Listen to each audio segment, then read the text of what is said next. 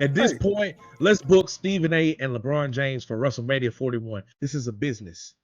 And Deion Primetime Sanders is good for business. I like the big three, but it's outside of the big three of like setting them up. What's good, ladies and gentlemen, and welcome into the 40th episode of the Fitz Take Podcast. I'm your guy, Jamarcus Fitzpatrick, but you know you can always call me Fitz. That man in boxes with me is Elijah Nixon, aka E Money, aka the pride of Connecticut, as and South Carolina. The Gamecocks picking up a win to go to the Final Four again, so I know he's feeling good about that. Guys, thank y'all so much for getting us to more than 1,200 subscribers now on YouTube.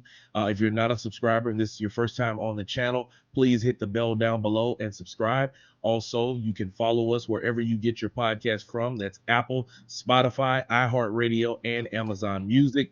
And also follow myself and Elijah and my production company, One Way Productions, on our social media platforms that will be linked down in the description of this video. Man, I feel like it's been a minute since we've just done a regular two-man show, but here we are, man. Yeah, man, it's been a wild run getting some people on the podcast just to talk and doing it in different places in the PMAC. So I think it's pretty cool, man. Let's get us back here, and we got a lot of things to talk about. 40 episodes, it still doesn't feel old yet. 40 episodes in though. No, man, we just getting started. 40 in. 40 more to go, and then 40 more after that, and then 40 more after that. We're going to keep this train rolling, ladies and gentlemen. So we're not going to waste no time as we are going to hop into our first take as we're talking about Deion Primetime Sanders. Primetime got a major payday as Coach Deion Sanders is locking in a 5-year, $54 million extension with the Colorado Buffaloes, making him the highest paid coach in the Big 12. But with massive TV ratings, a historic program turnaround, and a nationwide recruiting boost, Elijah, we posed the question that I'm pretty sure that we can agree on pretty easily. Is Deion worth every penny that he's getting paid? Most definitely. For him to turn Colorado around like that, they were a winless team, and he got him a couple wins. I know they didn't make the bowl game his first year. Second year, they make the bowl game. Didn't play out the way he wanted to, but at the same time, you got to think about it. His first time stepping on campus, the spring game was full. The old lady that usually watched the game at the house, he gets her inside the stadium. It's snowing out there. The stadium's still packed for just the spring game. We didn't even talk about regular season. We're talking about practice. But he got those guys out there, and you got to pay your hat off to that. And then after that, he brings in a Heisman winner with Travis Hunter. Travis Hunter was the first Heisman winner, I think, since Cordell Stewart. And if they had one, I'm not even sure if they had one. But yeah, I think it was a long time since the last time that they had one. I think it was somebody like back in like 1936 or something like that. I looked it up, but it's been a long time. It's been a long time. I know that for sure. He brought in a Heisman winner. He brought entertainment back to Colorado. Now, with that being said, he's transcended the game so much that not just at the University of Colorado, that people around wants to pick up on what he's doing. He's not afraid to step into the spotlight and tell people this is what's going on with his program and what he wants to do with his program. As you can see, he wants to talk about spring games and how he wants to start doing that, and I think that's the future of it. So I think, honestly, it's the money. The money is well deserved. Now, I know a lot of people are going to come in and say, man, he didn't win a Big 12 title. He wasn't even in the Big 12 championship game. I don't understand how he's the highest paid in the Big 12. Well, sir or ma'am, whoever thinks that, if you put it in perspective of a guy that's coming in and turning around a program in 2 years or 3 years, it's going to take time to win the Big 12, right? But on top of that, he did it his way. He didn't do it in another way where it was supposed to be like this or this was supposed to be handled. He did it his way, and honorably so. I think the paycheck should have came. I mean, you don't want to lose a coach like Deion because that you can see what he brings to the program, whether if it's social media influences, old NFL guys that played is on the coaching staff now, or old NFL coaches that was coaching the league. They're on his coaching staff now. He brung in that aspect. Now, it takes a lot for a young man. I'm just thinking from my perspective to say I'm going to commit to Colorado. I don't think anybody wants to sign and go to Colorado off the jump of the head. But when you think about Deion Sanders, Okay, then that puts some perspective on it. So for him to be the highest paid coach in the Big 12 and getting some stuff in that nature like that, and even though he didn't win it, he definitely did turn around the culture and turn around a lot of things in college football. So I got to tip your hat off to Deion and say he deserved that. Yeah, man, I have to agree with you. And, I'll even go as so far to steal one of his sayings, saying that he is not just a moment, but that he is a monument.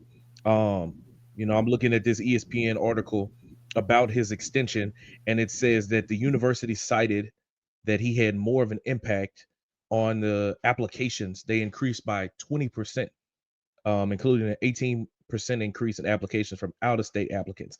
So people are coming to the school. And then home football games generated a combined $93.9 million in direct economic impact to the city of Boulder, for 146.5 million in total regional economic impact.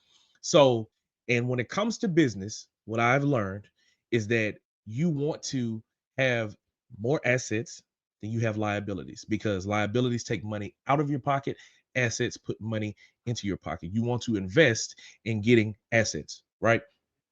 So if you know that Coach Prime is going to help put more money in your pocket, that means that you have to do everything in your power to make sure that he remains in Boulder, Colorado for as long as possible. And inking this type of deal is definitely going to do that. I think the deal starts off with him making like 10 million the first year, and then it increases to like 10 and a half, 11, so on and so forth.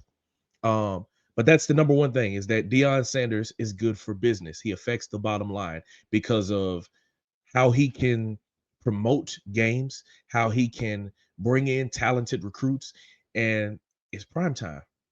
It's something that people want to watch. He helps you get TV deals because people want to see them either win or lose on TV. That helps your bottom line.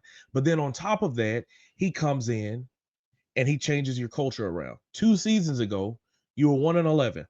And now you find yourself really a game or two away from playing in the Big 12 championship. Like Elijah alluded to, it takes time to, become a championship program. I know that we've seen programs be able to turn things around very quickly, but normally it takes time, 3 to 4 years, so to speak. You got to build towards it because you got to get your recruits in, get your guys in, build your philosophy, all those things like that.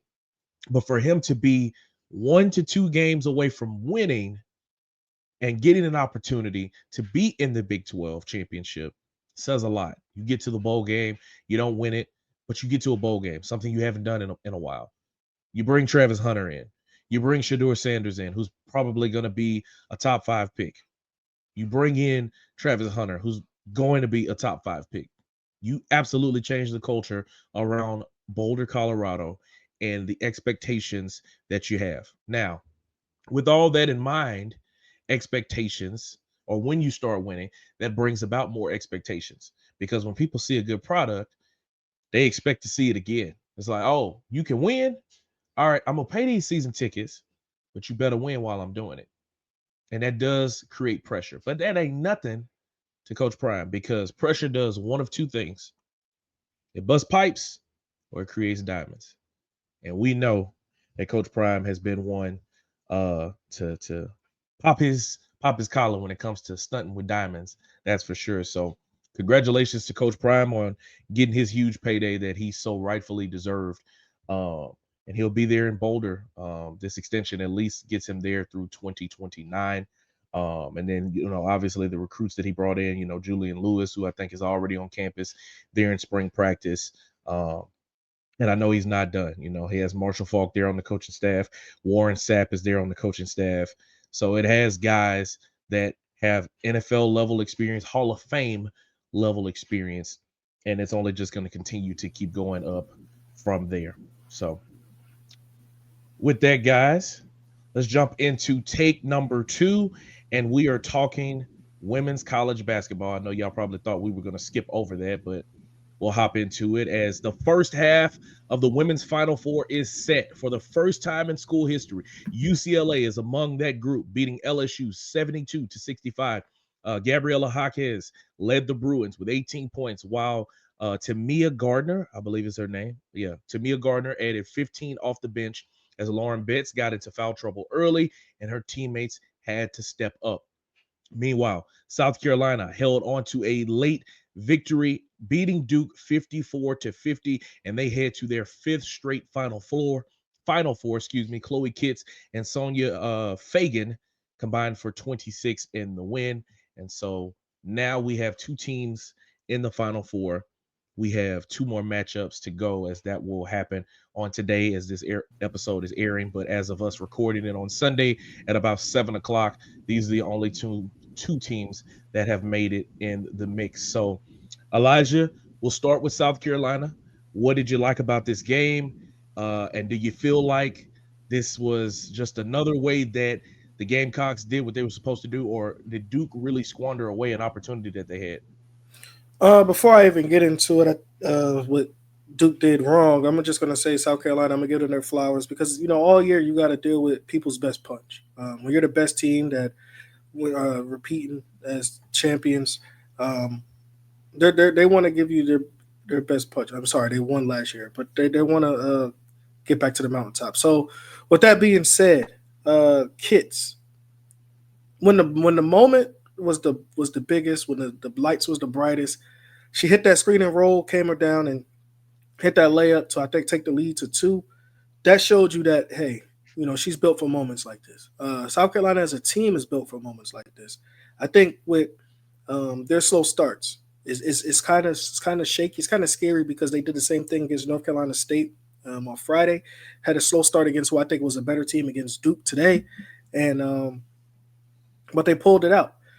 But you got to tip your hat off to that team. I think South Carolina presence is under the basket. The further away from the basket, I don't think they're legit. But as much as they get under the basket, they can score. Now, with that being said, Duke did have this game in their hand, and they blew it that last possession. Basically, when you have the ball in the final seconds, if you're confident into the shots that you're trying to get, I would rather for you to go to the hole if you're only down by 2, like they were. Go to the hole, see if you could draw a foul because the referees wasn't choking on their whistles. They were blowing them today. Go to the hole, see if you could draw a foul, possibly get an and one, or get the best shot that you can get. I don't know the young lady's name, but to crossover, and shoot the wild shot that you shot, that to me blew the game. Now I'm with it. Go for the win. Go for the gusto. Shoot for the stars. But at the same time, be smart about it because you had an opportunity not only to probably get a 2-pointer and tie the game up, maybe an and one, or draw a foul, an offensive foul on the other end if you would have got because you did that earlier in the game. You draw an offensive foul early in the game that got you the ball right back. Yeah, you had a position right before to set it up. That's really what helped them. Like South Carolina had the ball, they got the offensive foul call, the charge, and then they go down. And like you mentioned, they had a few seconds there remaining, and I don't think the shot clock was running. So it was literally no shot clock. Bro, take the final shot. Either you make the shot and you tie the game or win it, or you go to overtime. Like that was the way the situation was set up. Like you're completely right about that. But go ahead. Yeah, so I just think that was the way. But like I said, I think this is the Duke's first year, lady, and that's her first year as a head coach. So Carol Lawson, yeah.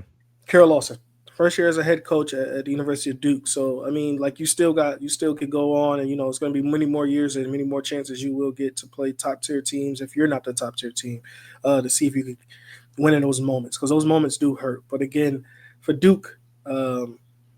Did they blow it? I think they did, but I don't want to give too much blame on that one possession because there was a lot more things that happened during that game, and I just think the Gamecocks, as mature and sound as they are, they pulled this game out, and it showed that it takes experience to win games like this. Yeah, you got to have that experience, and playing in championships and playing in NCAA tournaments and making deep runs. It helps to build a program because if they know what it's like to be in those positions in those moments, they're going to know exactly what to do. To me, obviously Duke did a lot of better things in this game. They out rebounded South Carolina. They had more bench production than South Carolina had in the game. But it all came down to the fourth quarter. And it's not about how you start, it's how you finish. South Carolina outscored them 16-8 in the fourth, and their field goal percentage dropped tremendously. And that comes from, not taking high percentage shots. Like, I get it. You want to be able to play your game, whether that's outside in, inside out, and all of that. But in moments when, I think at one point they were down by like 11 in the second quarter, I think it was, and they went on 8-0 run. They cut it down to 3. Like, when you get in those tight situations, it's like, bro, you got to make those possessions count. And so to have the ball on that final play, that's not the entire game, but that is a huge moment that will stand out because, again, you have the final shot, or you have the opportunity to take the final shot, and the shot that was taken was the 3-pointer that ultimately was an air ball. Your leading scorer also, Fournier, who is not a starter, and she came off the bench. She wasn't even on the floor when that instance, or when that possession happened. So I don't know, like, not having your best player there in that moment is kind of questionable. I know a lot of Duke fans are questioning that decision, and I kind of do too, because she had what, 18 points, shooting 8 of 17. She had hit a 3-pointer, played 32 minutes, so she played starter minutes. She just didn't start for you, running out in the starting lineup. But hats off to South Carolina. I don't want to discredit anything that these young ladies did. Championship pedigree always seems to win out when it matters most. But as they play these final 2 games, if they're trying to win a national championship, they're not going to be able to have those slow starts. They can't do that because it can ultimately bite them in the butt. Like, I know it's not about how I just said, it's not about how you start, but it's how you finish. But sometimes, like as we saw when they played against UConn, and you get down by that large amount, it becomes harder to dig yourself out of holes if it's too big that you've dug yourself into. Um, so credit to South Carolina. Hats off to Dawn Staley and what she's been able to do with that program. I was looking on, Instagram before we started recording, and she was talking about, somebody asked her a question of how she's been able to build a program that's gotten to that many Final Fours in the NIL era. And she just said that, when she sit down with recruits, she asked them, like, what's your priorities? If it's about NIL, go get that bag.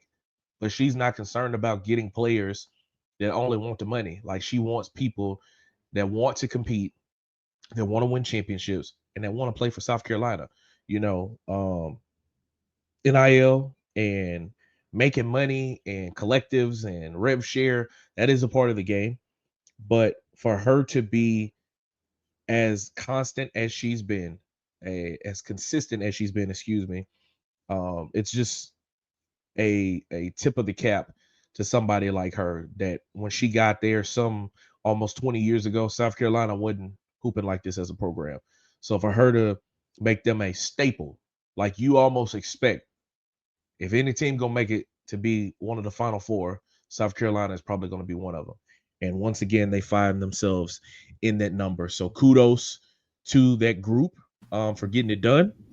And so we're going to switch gears now and talk about the UCLA LSU game, where we have a little bit more of a vested interest in, because we are in the same state as the LSU Tigers are in.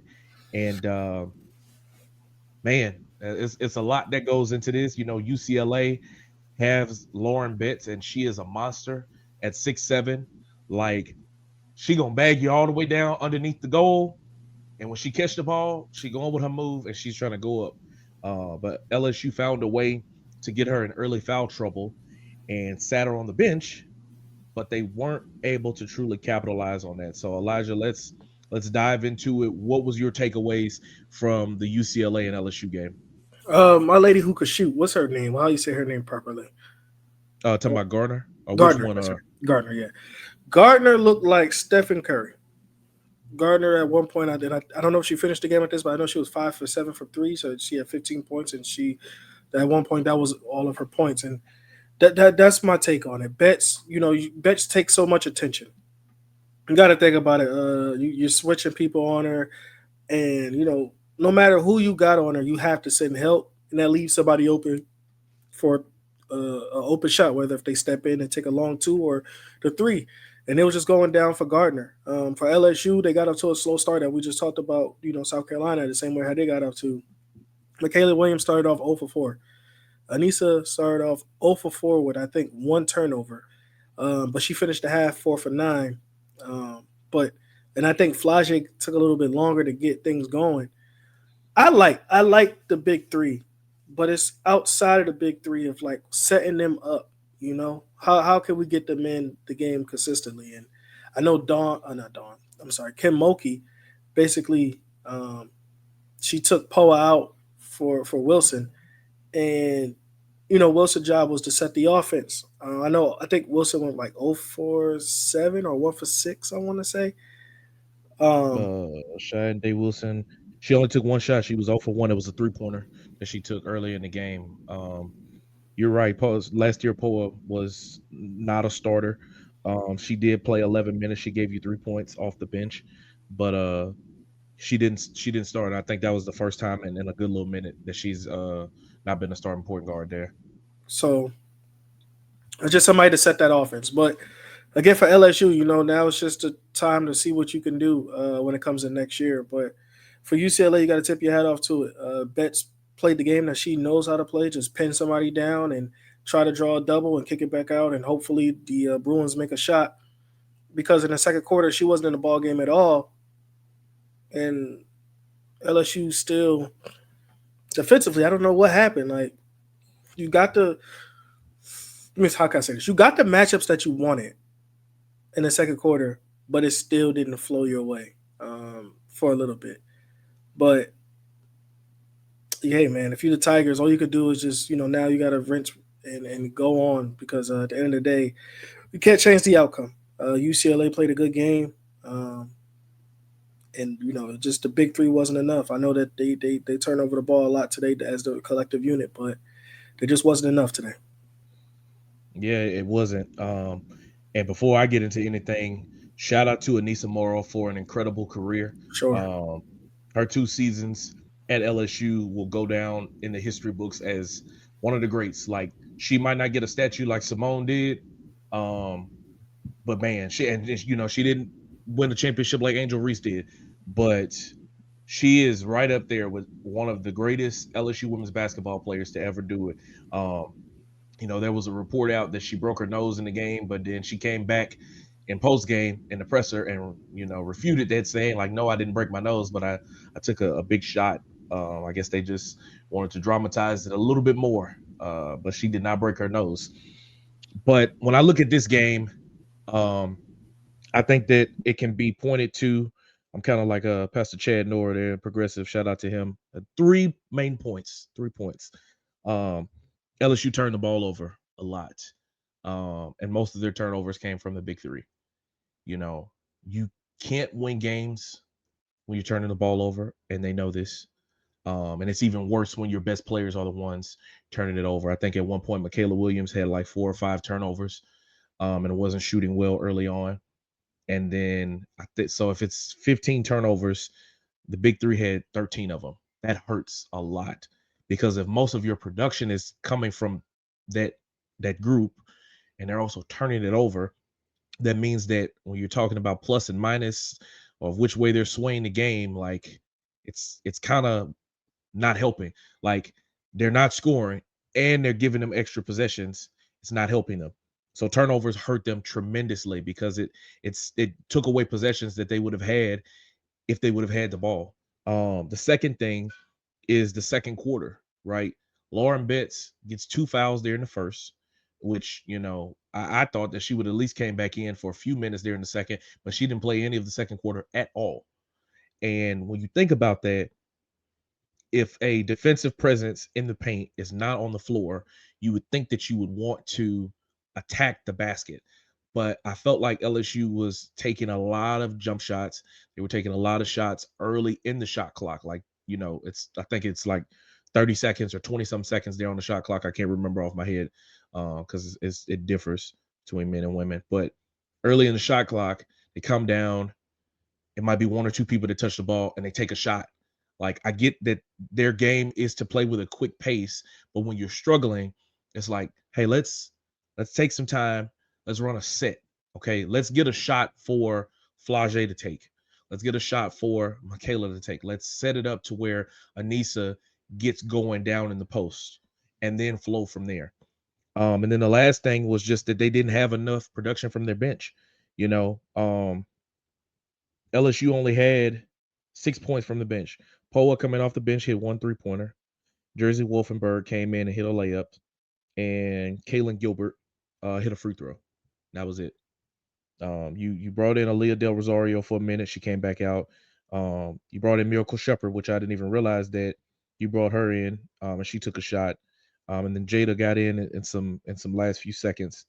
So you brought in 6 players, and you only get 6 points from them.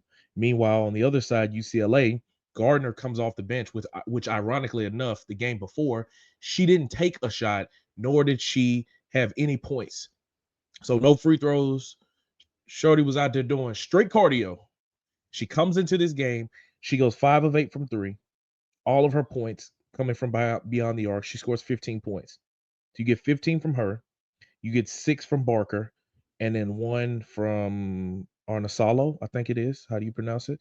So that's 22 points to your 6. Those 3 things, the turnovers, the lack of, being able to execute there in the second quarter, taking advantage of Lauren Betts being off the floor, and the lack of bench production is ultimately what led to LSU not winning this game. And it's kind of frustrating, I'm sure, for the players, for Coach Mulkey, because it was a lot of moments where it was like, bro, you only down 5, you down 6, you're down 3, and you played about as bad as you could.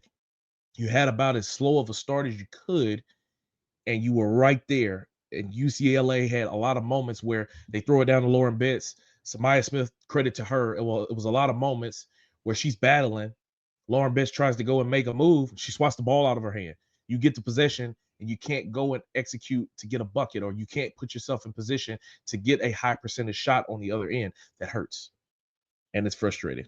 But all you can do now is say, the last 2 seasons since the national championship, we've gotten to Elite Eights. We're in the right direction. You're not taking a step backwards, so to speak. Obviously, you're 2 rounds away from what you were when you won the championship a few years ago, but you're heading in the right direction. You're getting quality players on your team, and you're making deep runs into the postseason. Now, I think they're going to need a big post player, a 6'3" and above post player to be able to help them going forward. Who knows what the future may hold. But as of right now, kudos to LSU on a phenomenal season, 31-6. Hats off to Anissa Morrow for a great career. And we'll be keeping an eye to see what Flage Johnson does, because she does have another year of eligibility, but she can declare for the WNBA draft. So UCLA comes out on top, beating LSU 72-65. South Carolina edges out Duke 54-50. And then switching over to the men's side, we haven't tapped in as closely with this, but we do know that for the first time since 2008, all 4 of the Final 4 teams are number 1 seeds. Duke getting a blowout victory over Alabama, Florida coming from behind to beat Texas Tech, Houston getting a blowout victory themselves, and then Auburn getting a close one over Michigan State. Elijah, I mean, is this like just a complete difference in the men's college basketball era? Because, like, bro, no Cinderellas. Like, the teams that was at the top made it all the way there. Like, if anybody picked all the 1 seeds, you got it. You might not have got the wins there in between, but you got all 4 there in the Final 4. What does this say about the way men's college basketball is now, man? Never changed. I think it's the same thing. It's just new names that you probably would never seen before. Like, I know Houston has been taking over for the last couple of years. It's usually North Carolina's spot, right? But at the same time, to me, this was the 4 best teams. It wasn't a fluke. The seeding didn't show anything different. You have Auburn, Houston, Florida, Duke. I think Duke with Cooper Flag is a force to be reckoned with. But I think the difference between with Houston and Florida, which I think are the two teams that make it, they're complete. There's not, I know they don't have a Cooper Flag, but for Houston defensively, we talked about it a little bit. Houston's number one defensively. So I know if they see Cooper Flag, if say Duke beats Florida, and they see Cooper Flag, I have no doubt that Houston pulls that game out because they have five guys they could throw at him. For Yeah. Florida, to me, I think Florida is the most complete team out of all of them because they can do it defensively and offensively. With Houston, sometimes they struggle to score, other times they don't. For Florida, it's like when they own, there's nothing you could do. There's nothing you could do. So, nothing against Auburn. I think Auburn's a pretty solid team as well. But my two favorite teams is Florida and Houston. I think those two teams will meet Monday night, well, next Monday in the national Yeah. championship game. Yeah, man. Shout out to Quanez White, the assistant coach there for the Houston Cougars, going there to the Final Four. He'll be the new head coach of the Louisiana Raging Cajuns. You can check out my conversation with him there on our podcast on here on the YouTube channel. When it comes to Houston, man, I mean, a complete team for sure. Like, bro, to hold a team, they play Tennessee. I didn't call them, but to hold Tennessee to 15 points in the first half, like, bro, that is mind-boggling. That is all-world defense. That is, forget putting them in a seatbelt, bro. Like, you put them in a car seat. You said, I'm gonna buckle you up and you're not getting out. And to be able to hold on and, still win the game by 19 points, credit to head coach Kelvin Sampson, the culture that he's built there in the city of Houston for that basketball program in a city where there's a whole lot of other things going on. You got the Rockets, you got the Astros, all of this stuff going on in that city. Yet they have remained a constant here in college basketball. And then we know what Duke is as a blue blood. We know Cooper Flag is going to be the number one overall pick and how phenomenal he can be, how he can go out and get a bucket. And then Auburn and Florida have been teams that have been on the rise, especially there out of the SEC. We got two SEC teams here in the Final Four. So shout out to the Southeastern Conference for getting that done. The Final Four begins on Saturday there in San Antonio. If I'd have known this ahead of time, because I didn't realize it, I'd have went because my sister stay in San Antonio, so I'd have had free room and board. I'd have just needed to get the credential done, but maybe some other time. So we'll look forward to seeing who comes out on top as the national champion between these four teams. But it should be some good matchups because they're all the number one seeds, something that hasn't been done since 2008. All right, guys, we're going to round out this show. We went a little long here. It's something that we've talked about already. I think the last two-man show that we had, the Stephen A. Smith and LeBron James beef just seems to continue on. It all initially started when Stephen A. said on First Take that he was pleading with LeBron as a father to please stop this and, not push the narrative to have Bronny James, competing there in the NBA. LeBron took offense to it. He pulled up on that boy during the third quarter of a ball game and said, stop messing with my son. Stephen A. proceeded to then go on a media run to talk about it. And then LeBron comes with a rebuttal on the Pat McAfee show, which to me, I feel like was the ultimate chess move. Like, I see some people, everybody's giving their think pieces about it, and by no means are we trying to join in. I just thought it'd be interesting to talk about again. Saying that, he should have went on a small channel and did it. But this was calculated, bro. Like, he went on Pat McAfee's show knowing that he moves the needle. So therefore, it's going to draw in ratings. Therefore, the show before Pat McAfee's show, which is First Take, which is the show that Stephen A. is on, has to talk about it.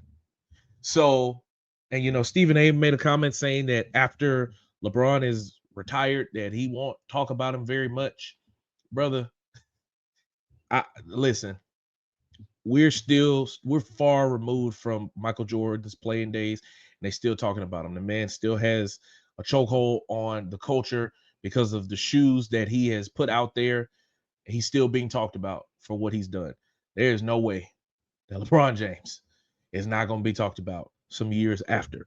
But he goes on, LeBron James goes on Pat McAfee's show and gives an hour-long conversation where he also talks about the situation with Stephen A. And yeah, he has some things to say. And then again, Stephen A. had his rebuttal on his show. And man, it's kind of felt like the Drake and Kendrick Lamar beef a little bit. You know, one drops a diss, then another one drops a diss. They just back and forth like we playing tennis, man. I mean, obviously we know what we think about the whole situation of how LeBron approached Stephen A. But like how this is playing out now, like, bro, how wild is this to think about, like us being media members, seeing one of the main people in the sports journalism world beefing with the face of the league. Like, how crazy is this, bro? It's wild, man. Honestly, I just feel like LeBron James usually doesn't come after people. And for him to do it on the ESPN network, like you said, followed up after First Take, it's crazy. I think LeBron James, I think Stephen A. Smith, when I first seen it, and if you go back to the episode and I watched it, I just think it's more of a personal thing. I don't think it's anything basketball related. As you can see, the next argument he had after was, why you didn't go to Kobe's memorial? What they got to do with basketball? Which, crazy enough about that, I'm glad you brought that up because he got that wrong. Because on record, LeBron was there. Diana Taurasi said something standing in the pulpit and said LeBron is down there. Like, and then he had to come back and apologize for it. Like, Stephen A. kind of crashing out. I can't lie. Yeah, and it comes after he signs this big deal. Shortly after he signs this big deal. Like, think about this for a second, y'all. He didn't say anything basketball related ever since then. There wasn't anything basketball related. I mean, LeBron, be honest with you, had a bad game against was it Chicago? No, before Chicago. Who did they play before? I forget who it was. I forgot who it was. I can go back and look. I know he had a bad game because he was supposed to score 20 points for me on FanDuel and he got 11. But I'm gonna forgive you for that, LeBron, because I love you. But it's not basketball related. Like even I saw a tweet from Skip Bayless was saying something like, Michael Jordan would never want to be friends with you. How do you know, Skip? Like, how? How do you know? Because all LeBron said was when he's retired, that's what Michael Jordan probably have a relationship with him. He said Kobe and LeBron didn't have a relationship. According to LeBron, he said that the relationship really bonded over Olympics and when he went to LA because he was a Laker. He said then they became cool. When Michael Jordan sees that LeBron is retired and he can't give him no game, probably they'll be friends. I mean, this is no way y'all hate on a man that, first of all, didn't ask for any of this. When he was in high school, y'all point him as the chosen one. Y'all put his high school game out there on a commercial saying, will he be the next Bill Russell, Kobe Bryant, Michael Jordan? If y'all remember, y'all did that. Y'all put him on this pedestal of the next best thing. He never did that. All he did was wear number 23. You know how many people wear 23? Draymond Green wear 23. I ain't hear nobody say nothing about no Draymond Green. Well, you know, LeBron did say that he wear 23 because of Jordan now. A lot of people do. That's true. A lot of people wear 23. It's not just, but it's just because it's LeBron, and LeBron has a. To me, LeBron has a threatening. His career could threaten Michael Jordan's career because of what he has accomplished, and that's what I want to change gears a little bit, and that's why I'm happy about this Anthony Edwards stuff because I feel like say if they want to force this Anthony Edwards face of the league on people. Which I ain't gonna do that.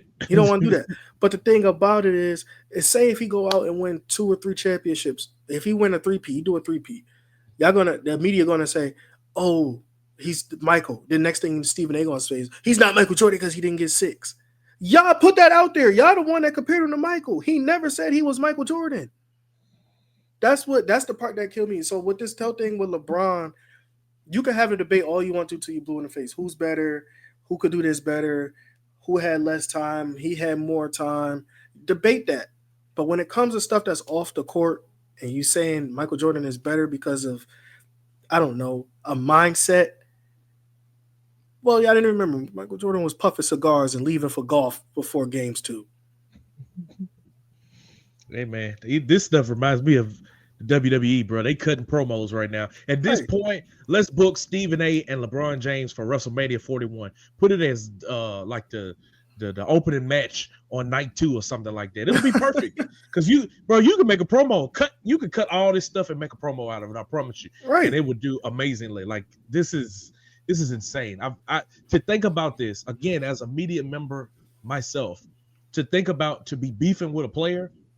At some point, I'll be like, hey, man, look, let's just, because I mean, Stephen A drops his stuff and says, if that man would have touched me, I'd have swung on him immediately. And then he was like, but I know I would have got beat up. Bro, why say that? You almost 60. What are you talking about? Then LeBron comes back and he posts on Instagram the little meme of Stephen A boxing and all that stuff like that. Like, bro, what is going on? This is crazy. Only in 2025. Will we see something like this? Crazy. Didn't have that on my bingo card. First we see Drake and Kendrick Lamar. Now we see Stephen A. and LeBron. Next thing you know, Drake and LeBron. Well, I don't think that's gonna work because LeBron was rapping. They not like us, so Drake might not like that. I don't know, but I was gonna say maybe we could have some kind of tag team Hell in a Cell match or something. Where Stephen A. and LeBron, we can figure it out. Put it on the card, Triple H. Put it on the card. I'm gonna tag you in this. Put it on the card, man. Let's make it happen. Crazy, it happen. Man. It's ridiculous. It's ridiculous, dude. So that's our take about that, ladies and gentlemen. Y'all let us know what you think down in the comments. Like, is this just blown out of proportion? Like, we know everything that's happened leading up to this point, but how do you feel about LeBron James and Stephen A.? And should it be on the match card at WrestleMania? So, well, guys, that's going to wrap up another great episode of the Fitz Take Podcast as we are here at episode number 40, guys. Once again, we thank y'all so much for getting us to this point. We couldn't have done it without you guys, all 1,200 of y'all on YouTube, all of our people that have followed us on social media, all the people that have downloaded our podcast on those different platforms. But keep running it up. If this is your first time on the channel, smash the bell down below so you'll know when we drop the next episode, next interview, whatever it might be that we have going on. We greatly appreciate that from you guys. E, you got anything else, man? No, man. We get ready for the Final Four. I'm ready for that. I'm ready for some more episodes, man. 40 episodes and counting. What interviews can we pull next? I'm waiting to see what we could do next for the guys that really enjoy it. Shoot, if you're watching this and you comment somebody and help us hit the person that you want us to get us up on this podcast, comment it, and then you help us get that person up there. Because you know what? We do it for y'all. So y'all give us something and we can roll off what y'all do. Yeah.